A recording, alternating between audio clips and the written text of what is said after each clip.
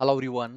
Class 10 CBSE mathematics में हम area related to circle का एक बहुत ही इंपॉर्टेंट क्वेश्चन कवर कर रहे हैं जो बोर्ड एग्जाम में कई बार पूछा गया है। बहुत इंपॉर्टेंट क्वेश्चन है। क्वेश्चन हमारा है, एबीसी हमारे पास एक क्वाड्रेंट गिवन है ऑफ अ सर्कल जिसकी रेडियस कितनी है 14 सेंटीमीटर है and a semi circle is drawn with BC as a diameter and we need to find the area of the shaded region. Now तो यहाँ पे मुझे गिवन क्या है, मुझे यहाँ पे ये जो क्वाड्रेंट गिवन है, क्वाड्रेंट की रेडियस पता है दैट इज 14 सेंटीमीटर।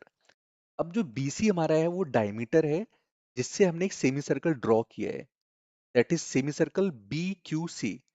तो अगर मुझे सेमी सर्कल के का एरिया कैलकुलेट करना है तो मुझे सबसे पहले बीसी डायमीटर चाहिए होगा।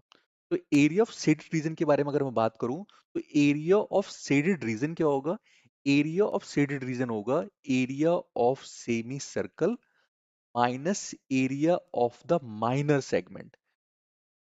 Now area of semi circle अगर मुझे कैलकुलेट करना हो तो इसका फॉर्मूला मुझे ऑलरेडी पता है। सेमी सर्कल के एरिया का फॉर्मूला क्या होता है? Half pi r square. और अगर मुझे सेमी सर्कल का एरिया चाहिए तो सबसे पहले मुझे सेमी सर्कल की रेडियस चाहिए। तो अगर मैं बात करूं इन ट्रायंगल एबीसी में एंगल 90 डिग्री है। तो हम इस ट्रायंगल में पाइथागोरस थ्योरम यूज करेंगे। Pythagoras theorem A B square plus A C square हमारा बी सी स्क्वायर के बराबर हो जाएगा। हम वैल्यूज पुट करेंगे, what we get 14 square plus 14 square equal to B C square. और यहाँ से मुझे बी सी स्क्वायर मिल जाएगा 2 multiplied by 196, that is 14 root 2 centimetre.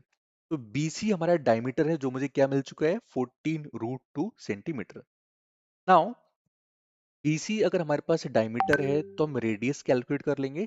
Radius is half of BC, that is 7 root 2 centimetre. मुझे यहाँ पे रेडियस मिल जाएगी सेमी सर्कल की।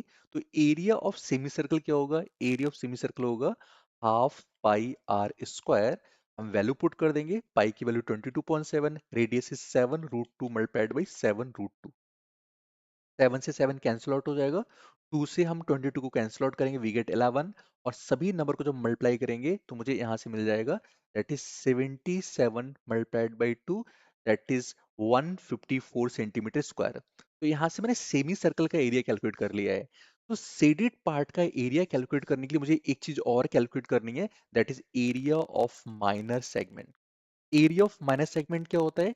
Area of sector minus area of triangle A B C.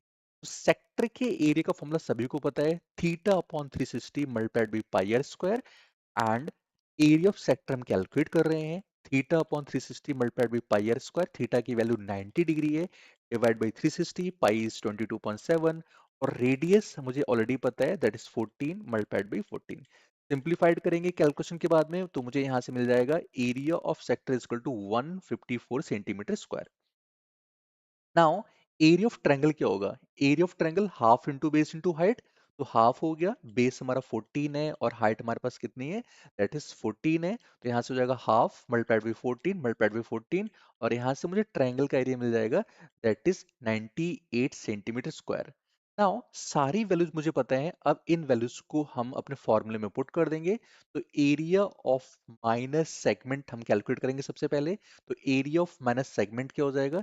Area of sector minus area of triangle ABC. Sector का area हमारे पास है 154 centimetre square minus का 98 centimetre square. तो यहाँ से एरिया ऑफ माइनस सेगमेंट हो गया 56 centimetre square. Now area of shade region हमारा क्या है? Area of semi circle minus area of minus segment. दोनों वैल्यू को हम यहाँ पे पुट करेंगे तो मुझे मिल जाएगा 154 minus 56, that is 98 centimetre square. बहुत इंपॉर्टेंट क्वेश्चन है, होपफुली सारे बच्चों को समझ में आ गया होगा। Thank you.